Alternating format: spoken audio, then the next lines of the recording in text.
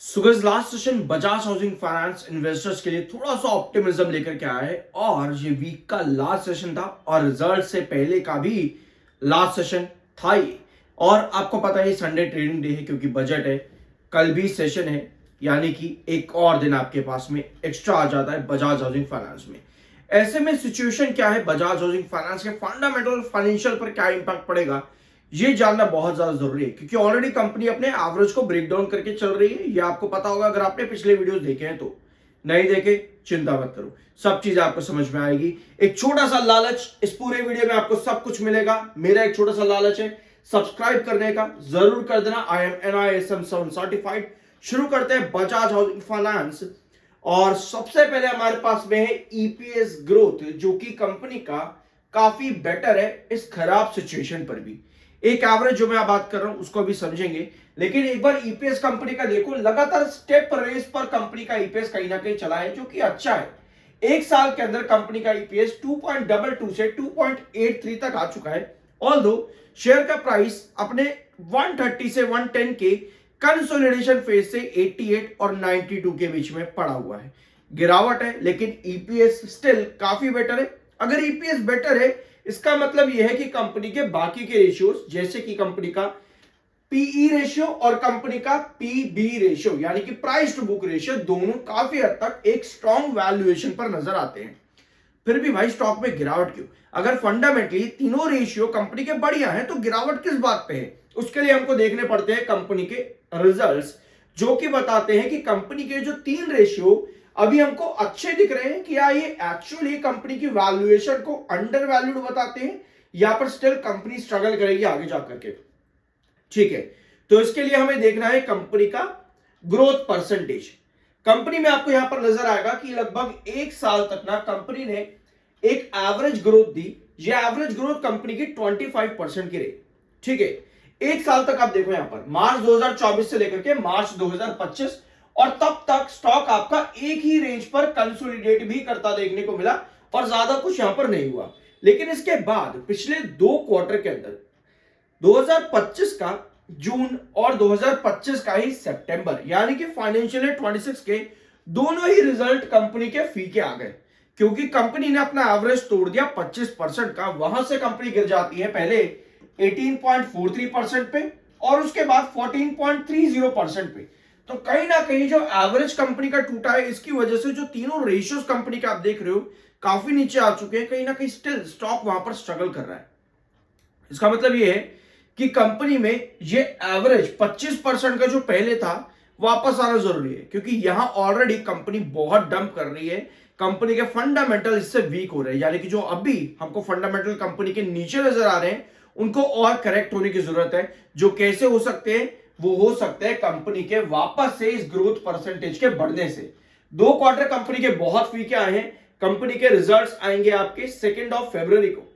2 फरवरी के दिन कंपनी के Q3 के रिजल्ट्स है, यानी कि मंडे का दिन आपके लिए बहुत इंपॉर्टेंट है एज एन इन्वेस्टर, अगर आप इस कंपनी में इन्वेस्टेड हो या इन्वेस्ट करने की सोच रहे हो। बिल्कुल इसी तरह से हम देखेंगे कंपनी का प्रॉफिट ग्रोथ परसेंटेज। अगर आप प्रॉफिट ग्रोथ परसेंटेज भी कंपनी का देखोगे यहां पर, तो ऑन एवरेज कंपनी अराउंड 24 हम ले सकते हैं। अगर हम एवरेज करें तो 24 के आसपास कंपनी का एवरेज निकल करके आता है। और लास्ट क्वार्टर में कंपनी ने वो एवरेज भी ब्रेक डाउन कर दिया। 18% पर कंपनी गिर गई प्रॉफिट ग्रोथ में, जो कि एक बड़ा ब्रेक डाउन है पिछले 4 क्वार्टर यानी कि पिछले एक साल के अंदर। 3% अगर हम एवरेज करें तो लगभग 6% वहां से कंपनी गिरी है। 24% से 18% कंपनी अपने एवरेज से डंप हुई है। तो ऐसे में कंपनी की सिचुएशन यहां फंडामेंटली वीक हो जाती है, जिसकी वजह से स्टॉक में भी गिरावट आई। ठीक है, गिरावट का ये एक रीजन हो गया, लेकिन इसके अलावा और भी तो कुछ रीजन हो सकते हैं। बिल्कुल और भी कुछ रीजन है, जैसे कि इसका share holding pattern. Share holding pattern में जब से कंपनी लिस्ट हुई है, आप तब से लेकर के अभी तक का एक बार डाटा देखो। एक साल का डाटा भी यहां पर है। आपके एफआईएस के पास 1.68% की होल्डिंग थी, डीआईएस के पास 1.83 और पब्लिक के पास 7.63। अगर आप आगे आगे जाओगे धीरे धीरे आपको नजर आएगा कि आपके एफआईएस और डीआईएस ये दोनों लगातार सेलिंग करे जा रहे हैं। दोनों लगातार सेलिंग करे जा रहे हैं। यहां पर देखो कहां आ चुके हैं एफआईएस और डीआईएस। 0.91 पर आपके एफआईएस आ चुके हैं, 0.54 पर आपके डीआईएस आ चुके हैं। ऑल्दो दिसंबर में जब स्टॉक में गिरावट बड़ी आ जाती है तब जाकर के डीआईआईज फाइनली खरीदारी करते हैं और एफआईआईज भी मात्र 0.03% की खरीदारी करते हैं। यानी कि एक बड़े डंप के बाद में पहली बार जाकर के एफआईआईज और डीआईआईज की खरीदारी आती है, वो भी तब जाके जब आपके प्रमोटर 2% का स्टेक सेल करते हैं। शायद 4 दिसंबर के आसपास की बात है। यानी कि एक चीज तो क्लियर है कि भैया 4 दिसंबर यानी दिसंबर के पहले हफ्ते में आपके एफआईआईज और डीआईआईज ने खरीदारी करी होगी।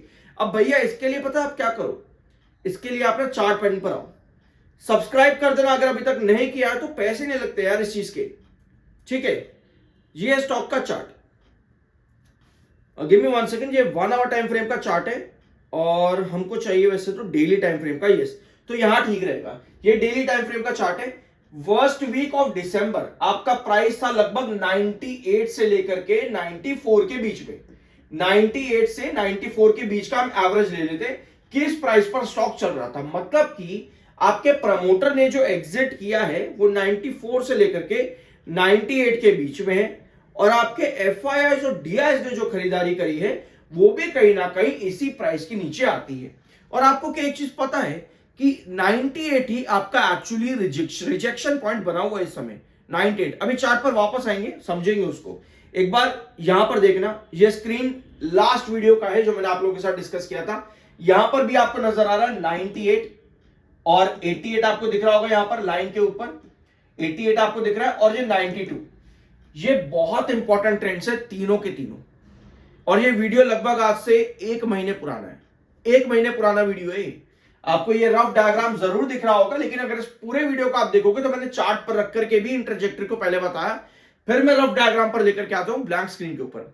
तो 88, 92 और 98 इन तीनों को अभी याद रखना है। यहां पे टेक्निकली स्टॉक न्यूट्रल है, 38.2 का एमएफआई है, 42.5 का आपका आरएसआई है और ये है आपका चार्ट पैटर्न। यहां पर आप देखो, ये है आपका 98, ये है आपका 92 और ये है आपका 88। ये तीन ट्रेंड। 88 आपका इंपॉर्टेंट बेस है, 92 मिड रिजेक्शन है, क्रूशियल रिजेक्शन 98 का है, क्रूशियल रिजेक्शन 98 का। स्टॉक ने बार बार यहीं पर ही बेस लिया है पिछले लगभग 1 हफ्ते के अंदर। 92 पर जा रहा है, रिजेक्शन क्यों फेस कर रहा है ये पता होना जरूरी है, क्योंकि पहली चीज तो ये है कि 92 आपका मिड रिजेक्शन है। लेकिन भाई क्यों? क्योंकि यहां पर स्टॉक ने एक बार बेस लिया है। इन सभी चीजों को अगर आप सीखना चाहते हो मेरे से, I am NISM certified, description में आपको मेरी डिटेल्स मिल जाएगी, आप मुझे मैसेज कर सकते हो। जो भी इंफॉर्मेशन है, किस तरह से आपको प्लान लेना है, सब आपको वहां पर बता दिया जाएगा, ठीक है। सो वापस आते हैं स्क्रीन पे। अब यहां पर एक बार देखो, ये है 7 EMA, ये आप ब्लू लाइन देख रहे हो, ये 7 EMA है और ये 200 EMA है। स्टॉक क्या कर रहा है लास्ट सेशन के अंदर, 1 आवर टाइम फ्रेम पर एक बार आना, वो डेली टाइम फ्रेम का EMA था, ये 1 आवर टाइम फ्रेम का है। डेली टाइम फ्रेम पर 200 EMA से रिजेक्शन खाया, डेली 1 आवर टाइम फ्रेम पर 200 EMA से रिजेक्शन खाया और 1 आवर टाइम फ्रेम पर 7 EMA पे स्टॉक ने बेस लिया। भैया क्या यहां पर थोड़ी सी बुलिशनेस बन सकती है कमिंग सेशन में? आपको एक चीज पता होगी कि भैया ब्रेकआउट के लिए ना 200 EMA और 7 EMA ब्रेक होना जरूरी है, चाहे वो 1 आवर टाइम फ्रेम हो या डेली टाइम फ्रेम हो, ये ट्रेंड ब्रेक होना जरूरी है। तो कहीं ना कहीं एक ऑप्टिमिज्म जैसी चीज स्टॉक के चार्ट पर नजर आई है। ऑल्दो 200 EMA पे आपको सेलर नजर आए, 700 EMA, दोनों ही 700 EMA डेली टाइम फ्रेम पर भी और 1 आवर टाइम फ्रेम पर भी स्टॉक ने कहीं ना कहीं स्टेबिलिटी दिखाने की कोशिश करी है, ठीक है। अब कंपनी के रिजल्ट है 2 फरवरी को, देखते हैं क्या इस बार कंपनी अपना एवरेज लेकर के वापस आ सकती है। 25% का जो कंपनी का रहा है पिछले 1 साल के अंदर, जो कि कंपनी की शुरुआती स्टेज थी जब कंपनी मार्केट में लिस्ट हुई थी, यहां पर नहीं लेकर के आ पाती। अगर लाती है तो ये बहुत बड़ा रिवाइवल कंपनी के लिए बन सकता है वापस से, कंपनी के फंडामेंटल्स के लिए भी, कंपनी के फाइनेंशियल्स के भी। आई होप कि इस वीडियो में आपको कुछ नया जानने और सीखने को मिला होगा। सब्सक्राइब जरूर कर देना और आज के बाकी वीडियोस देखना मत भूलना। मिलता अगले वीडियो में।